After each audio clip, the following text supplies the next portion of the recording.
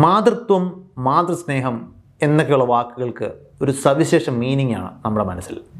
അതായത് ഒരു അമ്മയ്ക്ക് കുഞ്ഞിനോടുള്ളത് വളരെ പവിത്രമായ, വളരെ ആത്മീയമായ, ഒരു രീതിയിലും ബ്രേക്ക് ചെയ്യാൻ പറ്റാത്ത ഒരു ബന്ധമാണ്, സ്നേഹബന്ധമാണ്. ഒരമ്മ കുഞ്ഞിനെ രക്ഷിക്കാൻ വേണ്ടി, കുഞ്ഞിൻ്റെ സുരക്ഷയ്ക്ക് വേണ്ടി ഏതറ്റം വരെയും പോകും എന്ന് മാത്രമല്ല, ഇത് ഒരു മനുഷ്യ അമ്മ തന്നെ ആയിക്കൊള്ളണമെന്ന് പോലുമില്ല. ഏത് സ്പീഷീസ് ആയാലും അമ്മ തന്നെയാണ്. ഈ രീതിയിലുള്ള നരേറ്റീവുകൾ നമുക്ക് സോഷ്യൽ മീഡിയയിലും നമ്മുടെ സാഹിത്യത്തിലുമൊക്കെ നമുക്ക് ഒരുപാട് കാണാൻ പറ്റും. ഇതിൽ എത്രത്തോളം സത്യമുണ്ട്? നമ്മൾ ആ ഒരു അന്വേഷണമാണ് ഇന്ന് ഈ വീഡിയോയിൽ നടത്താൻ പോകുന്നത്. അതായത് അമ്മ മനസ്സിൻ്റെ സയൻസ്. കുട്ടികളോടുള്ള സ്നേഹത്തെക്കുറിച്ച് സംസാരിക്കുമ്പോൾ നമുക്ക് ഈ ആനിമൽ കിങ്ഡം എന്ന് പറയുന്ന മറ്റ് ജീവിവർഗങ്ങളിൽ എങ്ങനെയാണ് മാതാപിതാക്കൾ അല്ലെങ്കിൽ പാരൻസ് അവരുടെ കുഞ്ഞുങ്ങളെ നോക്കുന്നത്, എങ്ങനെയാണ് അവരെ സംരക്ഷിച്ച് വളർത്തുന്നത് എന്ന കാര്യത്തിൽ ഒരു ചെറിയ പരിശോധന നടത്തേണ്ടതുണ്ട്. ഇതിൽ എടുത്തു പറയാവുന്ന ഒരു കാര്യം, ഈ കൈൻഡ്നെസ് അല്ലെങ്കിൽ ദയ എന്ന് പറയുന്നത് അങ്ങനെ പരിണാമപരമായിട്ട് വലിയ അഡ്വാൻറ്റേജ് ഉള്ളൊരു കാര്യമല്ല. അതായത് പരിണാമം എപ്പോഴും ബോധർ ചെയ്യുന്നത് കൈൻഡ്നെസ്സിനെ കുറിച്ചല്ല, സർവൈവലിനെ കുറിച്ചാണ്. ഒരു ജീവിവർഗത്തിൻ്റെ, പ്രത്യേകിച്ച് അതിൻ്റെ ജനിതകത്തിൻ്റെ അതിജീവനമാണ് പരിണാമം എപ്പോഴും ശ്രദ്ധിക്കുന്നത്. അപ്പോൾ അവിടെ ഈ ദയ എന്ന് പറയുന്നതിന് നേരിട്ടൊരു പങ്കൊന്നുമില്ല, അല്ലെങ്കിൽ ഈ സ്നേഹം എന്ന് പറയുന്നതിന് നേരിട്ടൊരു പങ്കില്ല. പക്ഷേ ഈ സ്നേഹം എന്ന് പറയുന്ന സംഗതി അതിജീവനത്തിന് സഹായകരമാകുമെന്നുണ്ടെങ്കിൽ തീർച്ചയായിട്ടും സ്നേഹം പരിണാമപരമായിട്ട് തിരഞ്ഞെടുക്കപ്പെടും. അപ്പോൾ ജീവിവർഗത്തിൽ നമുക്ക് ചില എക്സ്ട്രീം ഉദാഹരണങ്ങൾ ആദ്യം പരിശോധിക്കാം.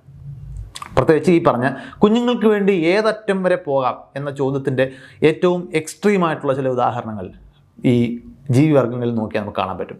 ഒന്ന്, ഡെസേർട്ട് സ്പൈഡർ എന്ന് വിളിക്കുന്ന ചിലന്തി വർഗ്ഗങ്ങൾ. അവിടെ ഈ മാതൃസ്നേഹത്തിൻ്റെ, സ്നേഹം എന്നൊക്കെ ആ ജീവിയുടെ കാര്യത്തിൽ വിളിക്കാമോ എന്ന് സംശയമാണ്.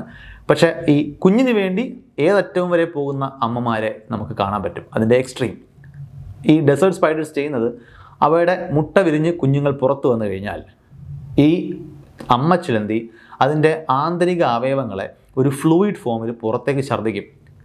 ഇതാണ് കുഞ്ഞുങ്ങൾ ആദ്യം ഭക്ഷണമാക്കുന്നത്. അത് കഴിഞ്ഞാൽ ഈ അമ്മ ചിലന്തിയുടെ ശരീരം തന്നെയാണ് ഈ കുഞ്ഞുങ്ങൾ ആഹാരമാക്കാൻ പോകുന്നത്. അതിനർത്ഥം ഈ കുഞ്ഞുങ്ങൾ ഏതാണ്ട് സർവൈവലിന് യോജിച്ച രീതിയിൽ വളർന്ന് മെച്ചുറാകുമ്പോഴേക്കും അവർ അവരുടെ അമ്മയെ തിന്നു കഴിഞ്ഞിരിക്കും. ഇതിനെ മാട്രിഫാജി എന്നാണ് വിളിക്കുന്നത്. സ്വന്തം അമ്മയുടെ ശരീരത്തെ ആഹാരമാക്കി മാറ്റി യങ് ഓസ്പ്രിൻസ്, കുഞ്ഞുങ്ങൾ വളരുമ്പോഴാണ് അവിടെ മാട്രിഫാജി നടന്നു എന്ന് നമ്മൾ പറയുന്നത്. ഇത് ത്യാഗത്തിൻ്റെ ഏറ്റവും ഉത്തമ ഉദാഹരണമായിട്ട് നമുക്ക് ചൂണ്ടിക്കാണിക്കാം. അതുപോലെ അന്റാർട്ടിക്കയിൽ ജീവിക്കുന്ന എംപറർ പെൻഗ്വിനുകളുടെ കേസിലേക്ക് വന്നാൽ, അവിടെ അമ്മ പെൻഗ്വിൻ മുട്ടയിട്ട് അതിനെ സൂക്ഷിക്കാനായി അച്ഛൻ പെൻഗ്വിനെ ഏൽപ്പിക്കുന്നു. അച്ഛൻ പെൻഗ്വിൻ ഈ മുട്ടയെ സ്വന്തം കാലുകൾ കൊണ്ട് സപ്പോർട്ട് ചെയ്ത് ബ്രൂഡിംഗ് പൗച്ച് എന്ന് പറയുന്ന തൻ്റെ അടിവയറ്റിനോട് ചേർത്ത് ഇങ്ങനെ സപ്പോർട്ട് ചെയ്ത് പിടിച്ചിരിക്കും. എത്ര നാളെന്ന് ചോദിച്ചാൽ ഏതാണ്ട് 60 ദിവസം തുടർച്ചയായിട്ട്.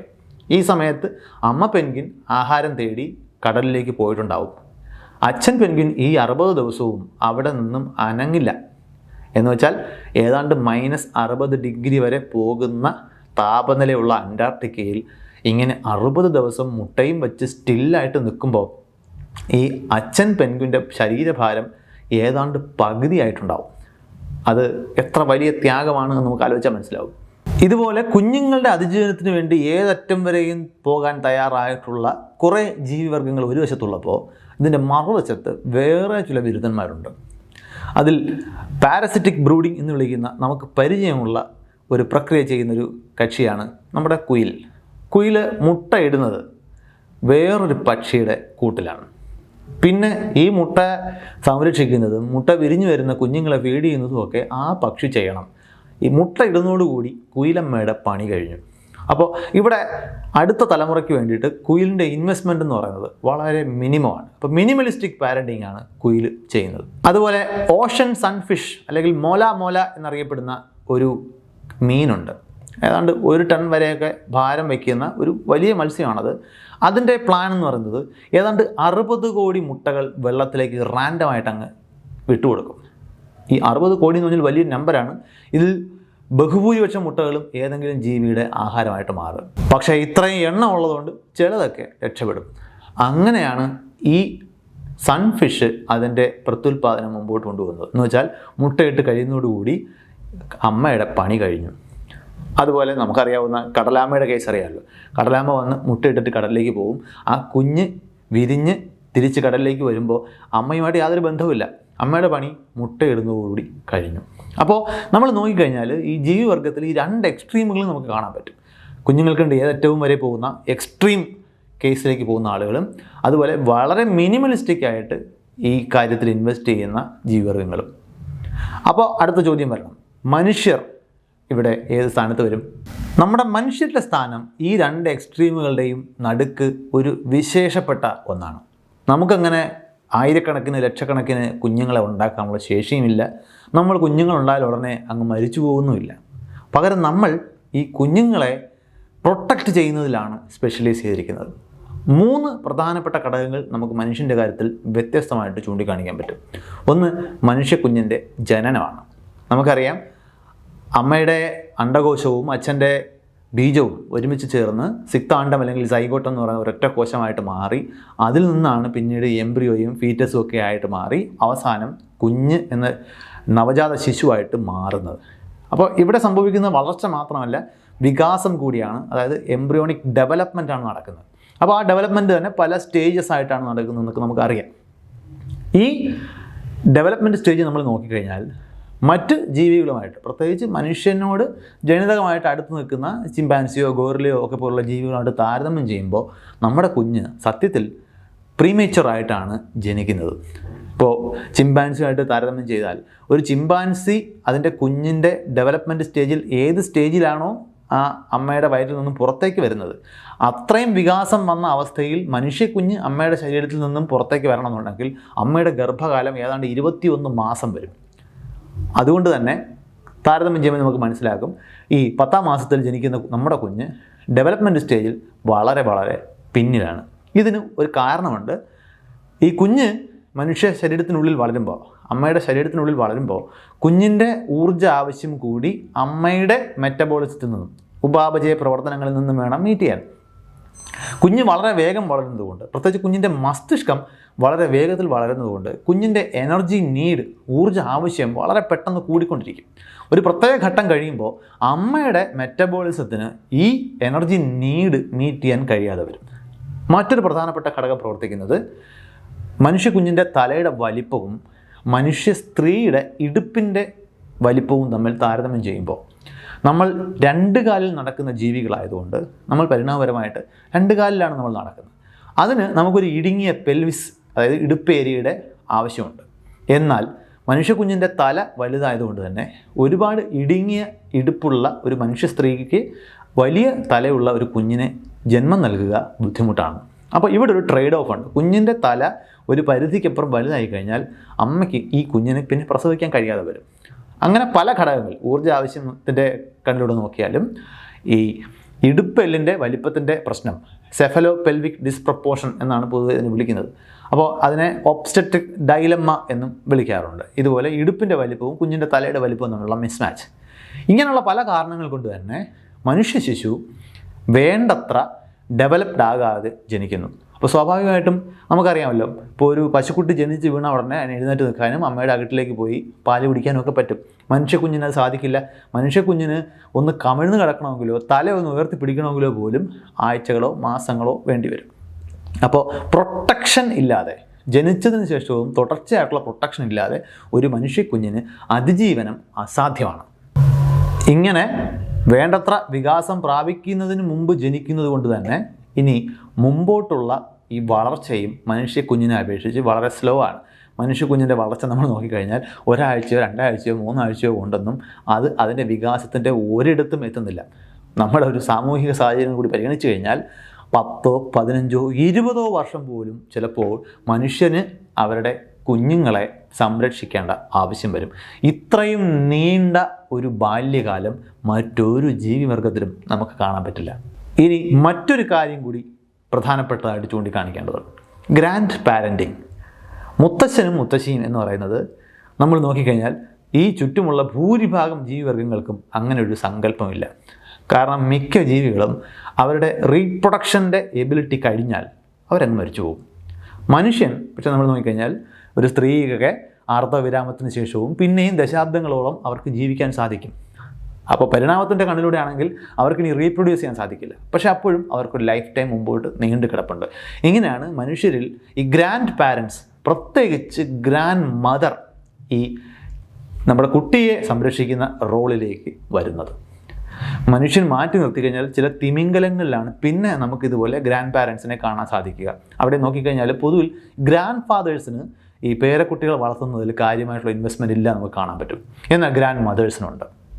തിമിംഗലങ്ങളുടെ കേസിൽ പഠനങ്ങൾ പറയുന്നത് ഈ മുത്തശ്ശി തിമിംഗലങ്ങൾ പലപ്പോഴും മറ്റ് ഈ മുതിർന്ന ആളുകൾക്ക് പോലും അറിയാത്ത ഹണ്ടിങ് റൂട്ടുകൾ ആ മുത്തശ്ശിക്ക് ഓർമ്മയുണ്ടാകും. അപ്പോൾ ഈ മുതിർന്ന ആളുകൾക്ക് ഹണ്ടിങ് റൂട്ട് പറഞ്ഞു കൊടുക്കുന്നത് പോലുള്ള ഒരുപാട് നിർണായകമായിട്ടുള്ള കോൺട്രിബ്യൂഷൻസ് അവരുടെ സമൂഹത്തിൽ ഈ ഗ്രാൻഡ് പാരൻറ്റിങ് റോളിൽ നിന്നുകൊണ്ട് തിമിംഗലങ്ങൾ ചെയ്യുന്നുണ്ട്. വെളിയിലേക്ക് വന്നു കഴിഞ്ഞാൽ മറ്റ് ജീവിവർഗങ്ങൾ പൊതുവെ ഇത് കാണാറില്ല. മനുഷ്യരിലാണ് ഗ്രാൻഡ് പാരൻസ് കൂടി ചേർന്ന് കുഞ്ഞുങ്ങളെ വളർത്തുന്നത്. അപ്പോൾ നമ്മുടെ കുഞ്ഞുങ്ങൾ വളർന്നു വരുന്നത് എപ്പോഴും ഒരു അമ്മയുടെയോ ഒരു അച്ഛൻ്റെയോ മാത്രം സഹായത്തോടു കൂടി അല്ല എന്ന് കാണും. നമ്മൾ ഈ പ്രത്യേകിച്ച് ആധുനിക സമൂഹത്തിലേക്ക് നോക്കിക്കഴിഞ്ഞാൽ ഒരു വലിയ വിഭാഗം ആളുകൾ ചേർന്നാണ് കുഞ്ഞിനെ പരിചരിക്കുന്നത്. കുഞ്ഞിൻ്റെ അമ്മയുടെ പ്രസവം എടുക്കുന്നതിന് ഒരുപാട് ആൾക്കാരുണ്ടാകും. പിന്നെ കുഞ്ഞിനെ നോക്കാൻ ആളുകളുണ്ടാകും. കുഞ്ഞിനെ സ്കൂളിൽ വിടുമ്പോൾ ഈ കുഞ്ഞിനെ സ്കൂളിൽ വിടുമ്പോഴൊന്നും അപ്പോഴും അത് കുട്ടി തന്നെയാണ്, അത് വികാസം പ്രാപിച്ചുകൊണ്ടിരിക്കുന്നതേ ഉള്ളൂ നമുക്ക് കാണണം. അപ്പോൾ അവിടെ ടീച്ചർമാരും ആയമാരും സ്കൂൾ ബസ്സിലെ ഡ്രൈവർമാരും കിളിയും ഉൾപ്പെടെ ഒരുപാട് പേര് ചേർന്ന് ഈ കുട്ടിയുടെ വികാസത്തിലേക്ക് കോൺട്രിബ്യൂട്ട് ചെയ്യുന്നുണ്ട്. ഇത് മനുഷ്യർക്ക് വളരെ യുണീക്കായിട്ട് അവകാശപ്പെടാൻ കഴിയുന്ന ഒരു കാര്യമാണ്. ഇനി നമുക്ക് നേരത്തെ പറഞ്ഞ ത്യാഗത്തിലേക്ക് വരാം. ഈ ത്യാഗത്തിന് ബയോളജിയിൽ ഒരു വാക്കുണ്ട്, അതിനെ വിളിക്കുന്നത് ആൽട്രൂയിസം എന്നാണ്. അതായത് വേറൊരാളുടെ നന്മയ്ക്ക് വേണ്ടി നമുക്ക് നഷ്ടം വരുത്തുന്ന പ്രവൃത്തികൾ നമ്മൾ ചെയ്യുമ്പോഴാണ് നമ്മളതിനെ ഈ ആൽട്രൂയിസ്റ്റിക് ബിഹേവിയർ എന്ന് വിളിക്കുന്നത്. ഇത് കുഞ്ഞുങ്ങളുടെ കാര്യത്തിൽ മുതിർന്നവർ സ്ഥിരം കാണിക്കുന്ന ഒന്നാണ്. ഇങ്ങനെ സെൽഫ് സാക്രിഫൈസിൻ്റെ രൂപത്തിൽ വരും തലമുറയ്ക്ക് വേണ്ടി നമ്മൾ സംരക്ഷണം ഒരുക്കുമ്പോൾ അവിടെ WD ഹാമിൽട്ടൺ എന്ന് വിളിക്കുന്ന ഒരു എവല്യൂഷണറി ബയോളജിസ്റ്റിൻ്റെ പേര് പ്രസക്തമാണ്. അദ്ദേഹത്തിൻ്റെ ഒരു സമവാക്യമുണ്ട്, ഹാമിൽട്ടൺസ് റൂൾ എന്നാണ് വിളിക്കുന്നത്. അത് പൊതുവിൽ RB>C എന്നാണ് എക്സ്പ്രസ് ചെയ്യുന്നത്. അതായത് R എന്ന് പറയുന്ന വാക്ക് അവിടെ സൂചിപ്പിക്കുന്നത് റിലേറ്റഡ്നെസ്സിനെയാണ്. നമ്മൾ എന്തിനു വേണ്ടിയാണോ ത്യാഗം ചെയ്യുന്നത്, അല്ലെങ്കിൽ ആർക്ക് വേണ്ടിയാണോ ത്യാഗം ചെയ്യുന്നത്, ആ ആളുമായി നമുക്കുള്ള റിലേറ്റഡ്നെസ് എത്രത്തോളമുണ്ട്. ഇപ്പോൾ എൻ്റെ കുഞ്ഞോ സഹോദരങ്ങളിൽ ആരെങ്കിലുമോ ആണെങ്കിൽ അവിടുത്തെ ജനിതകമായിട്ടുള്ള റിലേറ്റഡ്നെസ് എന്ന് പറയുന്നത് 50%. അതായത് എൻ്റെ കുട്ടികൾക്ക് എൻ്റെ ജനിതകത്തിൻ്റെ 50% ഷെയർ ഉണ്ടാവും. എൻ്റെ സഹോദരങ്ങൾക്കും എൻ്റെ ജനിതകത്തിൻ്റെ 50% അവകാശപ്പെടാനുണ്ടാവും. അപ്പോൾ അത് ഒരു റിലേറ്റഡ്നെസ്സിൻ്റെ ഒരു അളവുകോലാണ്. ഇനി രണ്ടാമത്തേത് B ആണ്. അത് ബെനിഫിറ്റ്. ഞാൻ ആർക്ക് വേണ്ടിയാണോ ഈ ത്യാഗം ചെയ്യാൻ പ്ലാൻ ഇടുന്നത്, ആ ആളിന് ഞാൻ ഈ ചെയ്യുന്ന ത്യാഗം കൊണ്ടുള്ള ബെനിഫിറ്റ് എത്രത്തോളം ഉണ്ട്. അതായത് അവർക്ക് ഒരു അപകടത്തിൽ നിന്നും ഒഴിവായി പോകുന്നതാണോ, അവർക്ക് കൂടുതൽ മെച്യൂരിറ്റി, അതായത് കൂടുതൽ റീപ്രൊഡക്ഷൻ നടത്താൻ കഴിയുന്ന കാലം വരെ അവർക്ക് മെച്ചുറായി ജീവിക്കാനുള്ള സാധ്യതയാണോ ഞാൻ ഒരുക്കുന്നത്, അവർക്ക് കൂടുതൽ റിസോഴ്സസ് കൊടുക്കുകയാണോ ചെയ്യുന്നത്, അങ്ങനെ അവർക്കുണ്ടാകുന്ന ബെനിഫിറ്റ് എന്താണ്. അപ്പോൾ ഈ റിലേറ്റഡ്നെസ്സും ബെനിഫിറ്റും കൂടെ ചേർന്നാൽ RB എന്ന് പറയുന്നത് >C. ആ C എന്ന് പറയുന്നത് ഈ ത്യാഗം ചെയ്യുന്ന എൻ്റെ കോസ്റ്റാണ്. ചിലപ്പോൾ എൻ്റെ ജീവൻ നഷ്ടപ്പെടാം, ചിലപ്പോൾ എൻ്റെ ആരോഗ്യം നഷ്ടപ്പെടാം, ചിലപ്പോൾ എനിക്ക് ഒരു മേറ്റിംഗ് ചാൻസ്, ഇനി ഒരു പുതിയ തലമുറ ഉണ്ടാകാനുള്ള ശേഷി, ആ സാധ്യത നഷ്ടപ്പെടാം. അങ്ങനെയുള്ള കോസ്റ്റുകൾ. അപ്പോൾ എപ്പോഴും നമ്മളോട് എത്രത്തോളം റിലേറ്റഡ് ആയിട്ടുള്ള ഒരാളിന് വേണ്ടിയാണ് നമ്മൾ ത്യാഗം ചെയ്യുന്നത്, ആ ത്യാഗത്തിന് നമുക്ക് എത്രത്തോളം കോസ്റ്റ് ഉണ്ട്, അയാൾക്ക് എത്രത്തോളം ബെനിഫിറ്റ് ഉണ്ട്. അപ്പോൾ ഈ ത്യാഗത്തിന് പാത്രമാകുന്ന ആളിനുള്ള ബെനിഫിറ്റും അയാളോട് എനിക്കുള്ള ബന്ധവും കൂടി ഗുണിക്കുമ്പോൾ എനിക്കുണ്ടാകുന്ന കോസ്റ്റിനേക്കാൾ കൂടുതലാണെങ്കിൽ ഞാൻ ആ ത്യാഗം ചെയ്യും. ഇതാണ് ബയോളജിയിൽ പൊതുവെ ആൽട്രൂയിസ്റ്റിക് ബിഹേവിയറിനെ നിയന്ത്രിക്കുന്ന ഒരു നിയമമായിട്ട് WD ഹാമിൽട്ടൺ ചൂണ്ടിക്കാണിക്കുന്നത്. ഇനി ഈ സമവാക്യം മനുഷ്യൻ്റെ കാര്യത്തിലേക്കൊന്ന് അപ്ലൈ ചെയ്ത് നോക്കൂ. മനുഷ്യൻ്റെ കുഞ്ഞ് എന്ന് പറയുമ്പോൾ നമ്മുടെ 50% ജനിതകമാണ്. ഈ കുഞ്ഞ് വളരെ പ്രഷ്യസ് ആണ് നമ്മളെ സംബന്ധിച്ചിടത്തോളം. കാരണം നമുക്ക് ലക്ഷക്കണക്കിന് കുഞ്ഞുങ്ങൾ ഉണ്ടാക്കാനുള്ള കഴിവില്ല, നമുക്ക് വളരെ കുറച്ച് കുഞ്ഞുങ്ങളെ ഉള്ളൂ. ആ കുഞ്ഞുങ്ങളാണെങ്കിൽ വളരെയധികം ഇൻവെസ്റ്റ്മെൻറ്റ് ആവശ്യപ്പെടുന്നതുമാണ്. കാരണം വളരെ പ്രീമേച്ചുറായിട്ടുള്ള സ്റ്റേജിലാണ് ജനിച്ചു വീഴുന്നത്. അവർക്ക് മെച്യൂരിറ്റിയിലേക്ക് എത്തണമെന്നുണ്ടെങ്കിൽ നമ്മൾ ഒന്നിലധികം മുതിർന്ന ആളുകളുടെ വലിയ അളവിലുള്ള എഫർട്ട് ആവശ്യം വരും. അപ്പോൾ വളരെ എക്സ്പെൻസീവായിട്ട് മെയിൻറ്റെയിൻ ചെയ്യുന്ന, നമ്മളോട് ജനിതകമായി അടുപ്പമുള്ള ഒരു കഥാപാത്രമാണ് നമ്മുടെ കുഞ്ഞുങ്ങൾ എന്ന് പറയുന്നത്. അപ്പോൾ പരിണാമപരമായിട്ട് എക്സ്ട്രീം പ്രൊട്ടക്ഷൻ, അതിലേക്ക് ഇനി നമുക്ക് എന്തെങ്കിലും കേട് വന്നാലും കുഴപ്പമില്ല എന്ന ഒരു ആറ്റിറ്റ്യൂഡിന് പരിണാമപരമായിട്ടുള്ള ന്യായീകരണമുണ്ട് എന്നാണ് നമ്മൾ പറഞ്ഞു വരുന്നത്. അപ്പോൾ പറഞ്ഞു വരുന്നത് പരിണാമപരമായിട്ട് തന്നെ ത്യാഗസന്നദ്ധത എന്ന് പറയുന്നത് നമ്മുടെ ജനിതകത്തിൽ ഉള്ളതാണ്. ഇനി ഈ അമ്മയുടെ കേസിലേക്ക് വരുമ്പോൾ ഈ ത്യാഗസന്നദ്ധത എങ്ങനെയാണ് ശരീരം എക്സിക്യൂട്ട് ചെയ്യുന്നത്? നമ്മൾ ശ്രദ്ധിച്ചാൽ കാണാവുന്നൊരു കാര്യം, ഇത് വെറും ഒരു മാനസികമായിട്ടുള്ള ഒരു അവസ്ഥയോ ചിന്താഗതിയോ ഒന്നും അല്ല അവിടെ സംഭവിക്കുന്നത്. തീർച്ചയായിട്ടും നമുക്കിന്ന് ആധുനിക ന്യൂറോ സയൻസൊക്കെ നമ്മളോട് പറയുന്നത് മാനസികം എന്ന് പറയുന്നത് അടിസ്ഥാനപരമായിട്ട് മസ്തിഷ്കത്തിൻ്റെ പ്രവർത്തനമാണ്. അപ്പോൾ നമ്മുടെ ചിന്താഗതിയിലും പെരുമാറ്റത്തിലൊക്കെ വരുന്ന മാറ്റങ്ങൾ അടിസ്ഥാനപരമായിട്ട് മസ്തിഷ്കത്തിൽ ശാരീരികമായി വരുന്ന മാറ്റങ്ങൾ തന്നെയാണ്. അപ്പോൾ അങ്ങനെയെങ്കിൽ ഈ ത്യാഗസന്നദ്ധത, കുഞ്ഞിന് വേണ്ടി എക്സ്ട്രീം പ്രൊട്ടക്ഷനും കെയറും കൊടുക്കുന്ന, കുഞ്ഞിന് വേണ്ടി ത്യാഗം ചെയ്യാൻ സന്നദ്ധമാക്കുന്ന എന്തൊക്കെ മാറ്റങ്ങളാണ് ഈ മാതാപിതാക്കളുടെ, പ്രത്യേകിച്ച് അമ്മയുടെ മസ്തിഷ്കത്തിൽ സംഭവിക്കുന്നത് എന്ന് നോക്കിയാൽ നമുക്ക് വ്യക്തമായ ഉത്തരങ്ങൾ അവിടെ കിട്ടും. ഏറ്റവും പ്രധാനം, അമ്മയുടെ മസ്തിഷ്കത്തിൻ്റെ ഗ്രേ മാറ്റർ, മസ്തിഷ്കത്തിലെ ഏറ്റവും ബൗദ്ധികമായിട്ടുള്ള തീരുമാനങ്ങൾ നടക്കുന്ന, പ്രധാന പ്രവർത്തനം നടക്കുന്ന ഏരിയ നമ്മൾ നോക്കിക്കഴിഞ്ഞാൽ അവിടെ ഒരു പ്രൂണിങ് പ്രോസസ്സ് നമുക്ക് കാണാൻ പറ്റും. പ്രൂണിങ് എന്ന് നമുക്കറിയാം, പൊതുവെ നമ്മൾ ചെടികളൊക്കെ വളർത്തുമ്പോൾ ചെടികളുടെ ചില്ലകളൊക്കെ പ്രൂൺ ചെയ്ത് നിർത്തുന്നത് പരിചയം ഉണ്ടാവുമല്ലോ.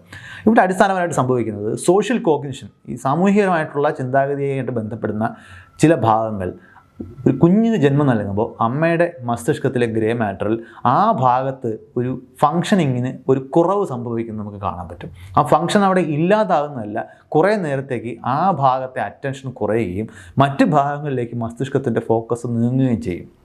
അപ്പോൾ ഇതിന് സമാനമായിട്ടുള്ള കാര്യം പൊതുവിൽ അഡോളസൻസ് എന്ന് പറയുന്ന ആ കൗമാരപ്രായത്തിൽ നമ്മുടെ മനുഷ്യരിൽ നമുക്ക് കാണാൻ പറ്റുന്നൊരു കാര്യമാണ്. അതായത് ഒരുപാട് കാര്യങ്ങൾ സ്പെഷ്യലൈസ് ചെയ്യുന്നതിന് പകരം കുറേ അനാവശ്യമായിട്ടുള്ള ന്യൂറൽ കണക്ഷൻസ്, നമുക്കറിയാം നാഡീകോശങ്ങൾ പരസ്പരം കണക്ഷൻസ് ഉണ്ടാക്കിയെടുക്കുകയാണ് ചെയ്യുന്നത്, അപ്പോൾ പരസ്പരം ടച്ച് ചെയ്യുന്നില്ല. അപ്പോൾ ആ മസ്തിഷ്കം എന്തൊക്കെ ആവശ്യങ്ങൾക്കാണോ വേണ്ടി പ്രവർത്തിക്കുന്നത് അതുമായിട്ട് ബന്ധപ്പെട്ട നാഡീ ശൃംഖലകൾ, അതുമായി ബന്ധപ്പെട്ടിട്ടുള്ള ന്യൂറോണുകൾ തമ്മിലുള്ള കണക്ഷനുകൾ പതിയെ സ്ട്രോങ് ആയിട്ട് വരും. ഇപ്പോൾ നമ്മൾ ഡ്രൈവിംഗ് ഒക്കെ പഠിക്കുമ്പോൾ നമ്മൾ പുതിയതായിട്ട് ഡ്രൈവിങ്ങിന് ശ്രമിക്കുന്ന ഒരാളാണെന്നുണ്ടെങ്കിൽ നമ്മുടെ മസ്തിഷ്കത്തിൽ ഡ്രൈവിങ്ങിന് അനുകൂലമായിട്ടുള്ള നാഡീ കണക്ഷൻസ് അത്ര ശക്തമായിരിക്കില്ല. എന്നാൽ നമ്മൾ ആ പ്രവൃത്തി കണ്ടിന്യൂസ്ലി ചെയ്യുന്നതിനനുസരിച്ചിട്ട് ഈ നാഡീ ശൃംഖലകൾ, ന്യൂറൽ പാത്വേസ് കൂടുതൽ സ്ട്രോങ് ആയിട്ട് മാറും. അങ്ങനെ ആ കാര്യത്തിൽ നമ്മൾ പെട്ടെന്ന് കൂടുതൽ എക്സ്പെർട്ടീസ് നേടിയെടുക്കും. പിന്നെ നമുക്ക് സ്വാഭാവികമായിട്ട് ചെയ്യാൻ പറ്റും. അപ്പോൾ ഇതുപോലെ ഒരു പ്രൂണിങ്, പുതിയ കണക്ഷൻസ് ഉണ്ടാവുകയും അനാവശ്യമായിട്ട് കണക്ഷൻസ് ഉണ്ടാകാനുള്ള സാധ്യതകൾ വെറുതെ ഓപ്പൺ ചെയ്തിടാതെ അതിനെ അവഗണിക്കുകയും ചെയ്യുന്ന ഒരു പ്രൂണിങ് പ്രോസസ്സ് പൊതുവെ കൗമാര പ്രായത്തിൽ നമുക്ക് കാണാൻ പറ്റുന്നൊരു കാര്യമാണ്. ഇതിന് സമാനമായിട്ടാണ് കുഞ്ഞിന് ജന്മം നൽകി കഴിയുമ്പോൾ അമ്മയുടെ മസ്തിഷ്കത്തിലെ ഗ്രേ മാറ്ററിൽ ഇതുപോലെ സോഷ്യൽ കോഗ്നിഷനുമായിട്ട് ബന്ധപ്പെട്ടിട്ടുള്ള കാര്യങ്ങളിൽ ഒരു റിഡക്ഷൻ ഓഫ് ഫങ്ഷൻ നമുക്ക് കാണാൻ പറ്റുന്നത്. സ്വാഭാവികമായിട്ടും കുഞ്ഞിലേക്ക് കൂടുതൽ ഫോക്കസ് ചെയ്യുന്നതിന് അനുകൂലമായിട്ടുള്ള ഒരു കാര്യം മസ്തിഷ്കപരമായിട്ട് തന്നെ അവിടെ സംഭവിക്കുന്നു. ഇതിലൂടെയാണ് കുഞ്ഞിൻ്റെ നോൺ വെർബലായിട്ടുള്ള കമ്മ്യൂണിക്കേഷൻ മനസ്സിലാക്കാനും കുഞ്ഞിൻ്റെ ആവശ്യങ്ങൾ പെട്ടെന്ന് തന്നെ തിരിച്ചറിയാനും ഒക്കെയുള്ള കഴിവ് ഈ അമ്മമാർക്ക് കിട്ടുന്നത്. അപ്പോൾ ഒരു 10 കുഞ്ഞുങ്ങൾ ഒരുമിച്ച് കരയുമ്പോൾ ആ കരയുന്നവരുടെ കൂട്ടത്തിൽ സ്വന്തം കുഞ്ഞുണ്ടോ എന്നൊരു അമ്മയ്ക്ക് വളരെ പെട്ടെന്ന് തിരിച്ചറിയാൻ പറ്റും. വേറൊരാൾക്ക്, ആ കുഞ്ഞുമായിട്ട് ഈ ഒരു ബന്ധമില്ലാത്ത ഒരാളെ സംബന്ധിച്ചിടത്തോളം അത്ര മൈന്യൂട്ടായിട്ടുള്ള ഡിഫറൻസ് നമുക്ക് തിരിച്ചറിയാൻ കഴിഞ്ഞോണമെന്നില്ല. അമ്മയ്ക്ക് അതിന് കഴിയുന്നതിൻ്റെ കാരണം ഈ മസ്തിഷ്കത്തിന് ഇങ്ങനെയുള്ള ചില അനുകൂലനങ്ങൾ ആ സമയത്ത് സംഭവിക്കുന്നുണ്ടാണ്. ഇനി 2 ഹോർമോണുകൾ കൂടിയുണ്ട്, ഓക്സിറ്റോസിനും പ്രോലാക്റ്റിനും. ഈ കുഞ്ഞിന് ജന്മം നൽകുന്ന, പ്രസവം നടക്കുന്ന സമയത്തും ഈ നവജാത ശിശുവായിട്ട് സ്കിൻ ടു സ്കിൻ കോണ്ടാക്റ്റ് വരുന്ന സമയത്തും അതിനെ ബ്രസ്റ്റ് ഫീഡ് ചെയ്യുന്ന സമയത്തും ഒക്കെ അമ്മയുടെ മസ്തിഷ്കം നമ്മൾ പരിശോധിച്ച് കഴിഞ്ഞാൽ അവിടെ ഈ ഓക്സിറ്റോസിൻ്റെയും പ്രോലാക്റ്റിൻ്റെയും ഒരു വെള്ളപ്പൊക്കം തന്നെയാണ് നടക്കുന്നതെന്ന് കാണാൻ പറ്റും. വളരെ പെട്ടെന്ന് ഈ ഹോർമോണുകളുടെ അളവ് കൂടും. ഇത് വെറും ഒരു ബോണ്ടിങ് മാത്രമല്ല ഉണ്ടാക്കുന്നത്. അമ്മയുടെ ഈ മസ്തിഷ്കത്തിലെ റിവാർഡ് സിസ്റ്റംസ്, നമ്മൾ പൊതുവെ ഡോപ്പമിനുമായിട്ട് ബന്ധപ്പെട്ടിട്ടുള്ള ലിംബിക് സിസ്റ്റംസ് എന്ന് വിളിക്കുന്ന ആ ഒരു റിവാർഡ് പാത്വേസ്, അത് വളരെ പെട്ടെന്ന് സ്ട്രോങ് ആക്കാൻ ഈ ഇൻ്ററാക്ഷൻ വഴി സാധിക്കും. പ്രത്യേകിച്ച് ഓക്സിറ്റോസിനും പ്രോലാക്റ്റിനും. ഈ ഹോർമോണുകൾ ഇങ്ങനെ വലിയ അളവിൽ പ്രവർത്തിക്കുന്നത് കൊണ്ട് തന്നെ ഭക്ഷണമോ സെക്സോ പോലുള്ള പൊതുവിൽ വളരെയധികം റിവാർഡിംഗ് ആയിട്ട് തോന്നുന്ന അനുഭവങ്ങൾ പോലും ലെസ് റിവാർഡിംഗ് ആയിട്ട് മാറുകയും ഈ കുഞ്ഞിൻ്റെ കാര്യങ്ങൾ കൂടുതൽ റിവാർഡിംഗ് ആയിട്ട് മാറുകയും ചെയ്യും. അതായത് ഈ കുഞ്ഞിന് മുലയൂട്ടുന്നതും അതിന് ഭക്ഷണം കൊടുക്കുന്നതും അല്ലെങ്കിൽ അതിനെ കെയർ ചെയ്യുന്നതും അതിനെ തലോടുന്നതും ഇങ്ങനെയുള്ള പ്രവൃത്തികൾ അമ്മയ്ക്ക് ഒരു സന്തോഷം തരുന്ന റിവാർഡിംഗ് ആയിട്ടുള്ള ഒരു അനുഭവമായിട്ട് മാറും.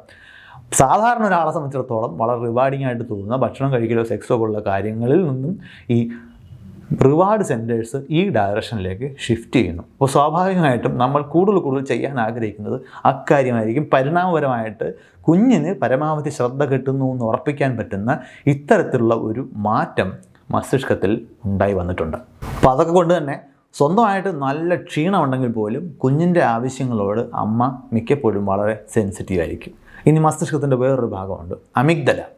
പൊതുവെ നമ്മുടെ ഇമോഷണൽ റെഗുലേഷനുമായിട്ട് ബന്ധപ്പെട്ട ത്രെറ്റ് ഡിറ്റക്ഷൻ, എന്തെങ്കിലും ഭീഷണി ഉണ്ടോ എന്നൊക്കെയുള്ള ഡിറ്റക്ഷൻ എപ്പോഴും നടത്തിക്കൊണ്ടിരിക്കുന്നതിന് ഉപയോഗിക്കുന്ന മസ്തിഷ്ക ഭാഗമാണ് അമിഗ്ദല എന്ന് പറയുന്നത്.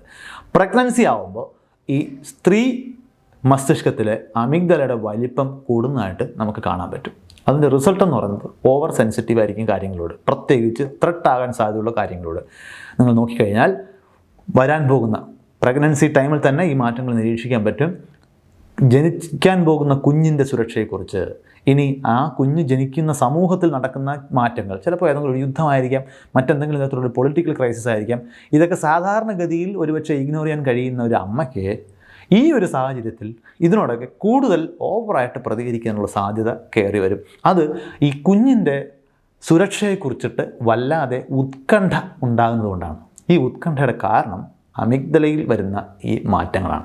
അപ്പോൾ ഇതെല്ലാം കൂടെ കൂട്ടിക്കിഴിച്ച് നോക്കി നമുക്ക് മനസ്സിലാവുന്നൊരു കാര്യം, മനുഷ്യവർഗം തന്നെ പരിണാമപരമായിട്ട് സ്വന്തം കുഞ്ഞുങ്ങളെ പരമാവധി കാലം പ്രൊട്ടക്റ്റ് ചെയ്യാൻ വേണ്ടിയിട്ട് രൂപപ്പെട്ട് വന്നിട്ടുള്ള ഒന്നാണ്. അതിൽ തന്നെ ഈ അമ്മയുടെ ശരീരത്തിൽ പ്രഗ്നൻസിയോടും ചൈൽഡ് ബർത്തിനോടും ഒക്കെ ഒപ്പം നടക്കുന്ന ഇത്തരം മാറ്റങ്ങൾ അതിനെ വളരെ ഇഫക്റ്റീവായിട്ട് ക്യാരി ഔട്ട് ചെയ്യാൻ വേണ്ടി സഹായിക്കുന്നുമുണ്ട്.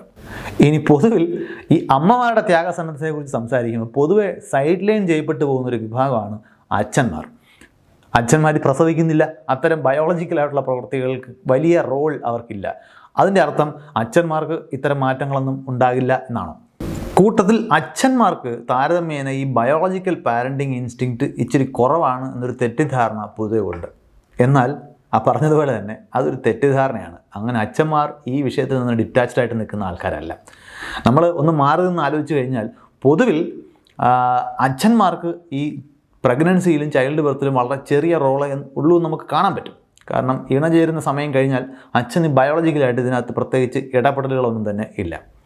എന്നാൽ പഠനങ്ങൾ പറയുന്നത് ബൈ പാരൻറ്റിങ്, അതായത് അച്ഛനും അമ്മയും ഒരുമിച്ച് കുഞ്ഞിനെ വളർത്തുക എന്ന് പറയുന്ന പ്രവൃത്തിയിൽ ഏർപ്പെടുമ്പോൾ ശ്രദ്ധിക്കണം, മൊത്തം മാമൽസ് സസ്തനികളുടെ ഒരു കണക്കെടുത്ത് നോക്കിക്കഴിഞ്ഞാൽ അതിൽ 5% മാമൽസ് മാത്രമാണ് ഈ ബൈ പാരൻറ്റിങ് എന്ന് പറയുന്ന അച്ഛനും അമ്മയും കൂടെ ചേർന്ന് കുഞ്ഞിനെ വളർത്തുക എന്ന് പറയുന്ന ഒരു പ്രവൃത്തിയിലേക്ക് പോകുന്നത്.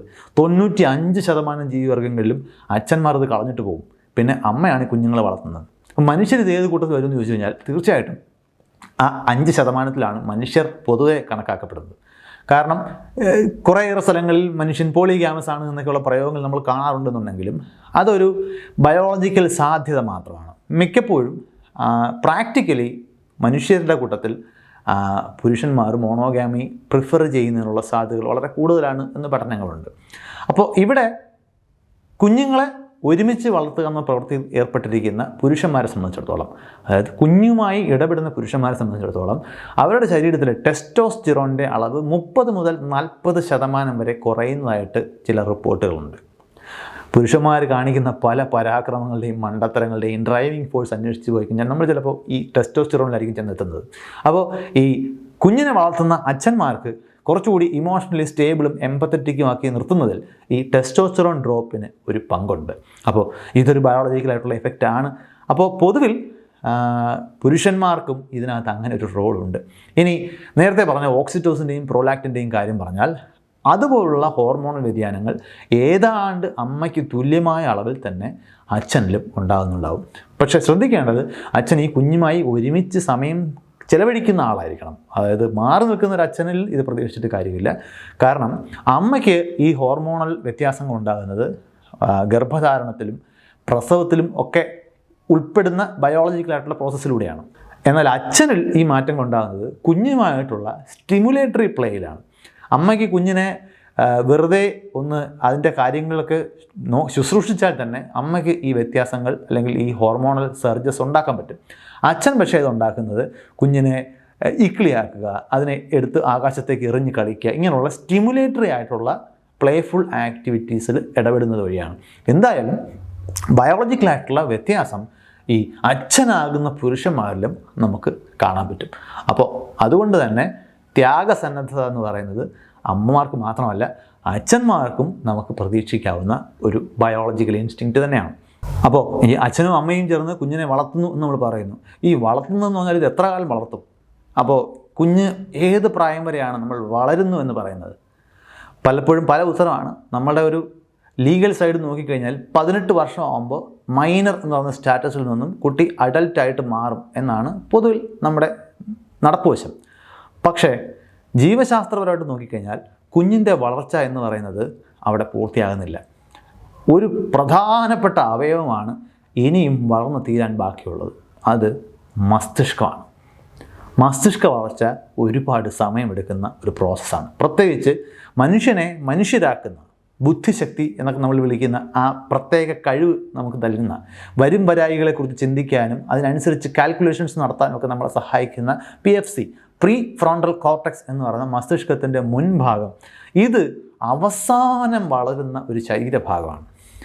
അപ്പോൾ അത് ചിലപ്പോൾ ഒരു 20-25 വയസ്സ് വരെയൊക്കെ സമയമെടുത്തേക്കാം. രസകരമായിട്ടുള്ളൊരു കാര്യം, ഇത് ഈ വളർച്ചയുടെ നിരക്കിൽ അല്ലെങ്കിൽ എപ്പോഴാണ് ഈ വളർച്ച പൂർത്തിയാകുന്നത് എന്നുള്ളതിൽ ആൺ പെൺ വ്യത്യാസമുണ്ട്. പെൺകുട്ടികളുടെ മസ്തിഷ്കം ആൺകുട്ടികളുടെ മസ്തിഷ്കത്തെ അപേക്ഷിച്ച് 2-3 വർഷം മുൻപേ ഈ ഒരു മെച്യൂരിറ്റി കൈവരിക്കും. അപ്പോൾ നിങ്ങൾ നോക്കിക്കഴിഞ്ഞാൽ ചിലപ്പോൾ ഒരു +2 തലത്തിലോ ഒരു കോളേജ് തലത്തിലോ ഒക്കെ പഠിക്കുന്ന ആൺകുട്ടികളെയും പെൺകുട്ടികളെയും നിങ്ങൾ താരതമ്യം ചെയ്ത് നോക്കിക്കഴിഞ്ഞാൽ പലപ്പോഴും പെൺകുട്ടികൾ കുറച്ചുകൂടി മെച്ചറായിട്ട് പെരുമാറുന്നത് കാണാൻ പറ്റും. അതവർക്ക് സാമൂഹികമായിട്ട് എന്തെങ്കിലും പ്രഷർ ഉള്ളതുകൊണ്ട് മാത്രം ഉണ്ടാകുന്നതല്ല. തീർച്ചയായിട്ടും നമുക്കറിയാം, നമ്മുടെ സമൂഹത്തിൽ സ്ത്രീകൾക്ക് പുരുഷന്മാരെ അത്രയും ഫ്രീഡം നമ്മൾ കൊടുക്കുന്നുണ്ടാവില്ല. അതുകൊണ്ട് വരുന്നൊരു മെച്യൂരിറ്റി ആണോ എന്ന് ചിലർക്ക് സംശയം തോന്നിയേക്കാം. അത് മാത്രമല്ല അവിടെ പ്രവർത്തിക്കുന്നത്.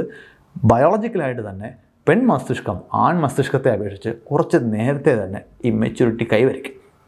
അപ്പോൾ അതൊരു ട്രിവിയ ആയിട്ട് ഇവിടെ കൂട്ടിച്ചേർത്തതാണ്. വളർച്ച എന്ന് പറയുന്നത് മനുഷ്യനെ സംബന്ധിച്ചിടത്തോളം വളരെ നീണ്ട ഒരു പ്രക്രിയയാണ് എന്നുള്ളത് കൊണ്ടുകൂടിയാണ് ഈ പാരൻറ്റിങ്ങിന് ഇത്രയധികം പ്രാധാന്യം അവിടെ കൈവരുന്നത്. ഒരു ഡിസ്റ്റർബിംഗ് ആയിട്ടൊരു ഫാക്ട് കൂടി പറഞ്ഞുകൊണ്ട് നിർത്താം. നമുക്കറിയാം, സ്റ്റാറ്റിസ്റ്റിക്സ് നോക്കിക്കഴിഞ്ഞാൽ ഒരാൾ മർഡർ ചെയ്യപ്പെടുന്നു, വേറൊരാളാൽ കൊല്ലപ്പെടുന്നു എന്ന് വിചാരിക്കുക. അങ്ങനെയാണെങ്കിൽ ആ കൊല്ലപ്പെടുന്ന ആളുടെ പ്രായം എത്ര വയസ്സാകാനാണ് സാധ്യത ഏറ്റവും കൂടുതൽ? അതായത് മർഡർ ചെയ്യപ്പെടുന്ന ആളുകളുടെ എണ്ണം എടുത്താൽ അവരിൽ ഏത് പ്രായക്കാരാണ് ഏറ്റവും കൂടുതൽ? ഈ ചോദ്യത്തിനുള്ള ഉത്തരം നമുക്ക് സുഖകരമല്ലാത്ത ഒന്നാണ്. അത് 1 വയസ്സിൽ താഴെയുള്ള ആളായിരിക്കും. കുഞ്ഞുങ്ങളാണ് മർഡർ ചെയ്യപ്പെടുന്നതിൽ നല്ലൊരു പങ്കും. ഇൻഫൻറ്റിസൈഡ്. ഇനി ഈ ഇൻഫൻറ്റിസൈഡ് എടുത്തു കഴിഞ്ഞാൽ, ഇൻഫൻറ്റിസൈഡ് എന്ന് പറഞ്ഞാൽ ശിശുഹത്യയ്ക്ക് വിധേയമാകുന്ന കുഞ്ഞുങ്ങളുടെ കണക്കെടുത്താൽ അവരിൽ ഈ കൊല ചെയ്യുന്ന ആൾ ആരാകാനാണ് സാധ്യത കൂടുതൽ? അവിടെയും കണക്ക് ഡിസ്റ്റർബിംഗ് ആണ്. അത് ആ കുഞ്ഞിൻ്റെ ബയോളജിക്കൽ പാരൻ്റായിട്ടുള്ള മദറായിരിക്കും, അമ്മയായിരിക്കും. അപ്പോൾ ശിശുഹത്യയ്ക്ക് വിധേയമാകപ്പെടുന്ന കുഞ്ഞുങ്ങളിൽ ഭൂരിഭാഗവും കൊല്ലപ്പെടുന്നത് സ്വന്തം അമ്മയുടെ കൈകളാലാണ്. നമ്മൾ നേരത്തെ പറഞ്ഞ ഈ പരിണാമ ചരിത്രവും ഹോർമോണുകളുടെ പ്രവർത്തനവും ഒക്കെ വെച്ച് നോക്കിക്കഴിഞ്ഞാൽ ഒരമ്മയ്ക്ക് അത് ചെയ്യാൻ സാധിക്കുമോ എന്ന് നമുക്ക് തോന്നിയേക്കാം. പക്ഷേ ഇവിടെയും നമ്മൾ മനസ്സിലാക്കണം, ഇതൊന്നും ഒരു അബ്സല്യൂട്ട് ഡ്രൈവിംഗ് ഫോഴ്സ് അല്ല. ഈ ഹോർമോണുകളുടെ ഒക്കെ പ്രവർത്തനത്തെ ഓവർ റൈഡ് ചെയ്യാൻ മറ്റ് സാമൂഹിക ഘടകങ്ങൾക്കും പരിസ്ഥിതി ഘടകങ്ങൾക്കും ഒക്കെ സാധിക്കും. ഇപ്പോൾ വലിയ ട്രോമാറ്റിക് ആയിട്ടുള്ള ഒരു പ്രക്രിയയിലൂടെ കടന്നുപോയ അമ്മയോ അല്ലെങ്കിൽ വലിയ അരക്ഷിതാവസ്ഥ നിൽക്കുന്ന ഒരു സമൂഹമോ ഒക്കെ ആണെങ്കിൽ ഇപ്പോൾ പട്ടിണി ഉണ്ടാകാം, ക്ഷാമം ഉണ്ടാകാം, മറ്റെന്തെങ്കിലും തരത്തിലുള്ള ഭീഷണികളുണ്ടാകാം. ഇത്തരം സാഹചര്യങ്ങളിൽ ഒരുപക്ഷെ ഈ കുഞ്ഞ് മുമ്പോട്ട് വളർന്നാൽ അതിജീവിക്കില്ല എന്നും അതിജീവന സാധ്യതയില്ലാത്ത കുഞ്ഞിനെ വളർത്താൻ വേണ്ടി എഫർട്ട് ഇട്ട് കഴിഞ്ഞാൽ അമ്മയുടെ കൂടി അതിജീവനം അവതാളത്തിലാകാം എന്നുമൊക്കെയുള്ള കാൽക്കുലേഷനിലേക്ക് ഒരുപക്ഷെ അമ്മ എത്തിച്ചേർന്നേക്കാം. അങ്ങനെയുള്ള ഒരുപാട് സമ്മർദ്ദങ്ങൾക്ക് വിധേയമായിട്ടാണ് അമ്മമാർ ഇത്തരം പ്രവൃത്തികളിലേക്ക് എത്തിപ്പെടുന്നത്.